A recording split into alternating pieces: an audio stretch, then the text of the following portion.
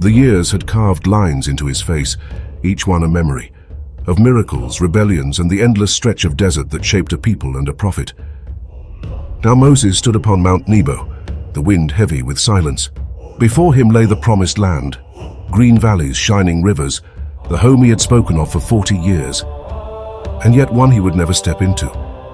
He closed his eyes. He could almost hear the laughter of children that had never known Egypt's chains. He could almost smell the harvest he had longed for since the taste of manna grew bitter. Almost behind him lay the graves of a generation that had doubted, and the echoes of a past he could not undo.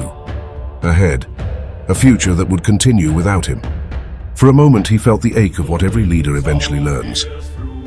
That sometimes your purpose is to take others where you yourself will never go.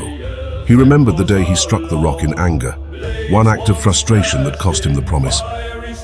He had asked for forgiveness and God had given grace, but not entrance. "Is this my punishment?" he whispered to the wind. And the wind seemed to answer softly. "No, Moses, this is your peace." From that height he saw everything. Jericho, Jordan, the land flowing with milk and honey. He smiled faintly, tears blurring his sight. Then, for the first time in his long life, Moses felt no burden. No staff, no people calling his name, no storm to command.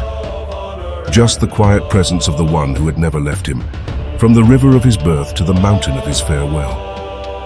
As the sun dipped low, the light turned golden on his face. He breathed deeply, and the desert wind carried his final thought.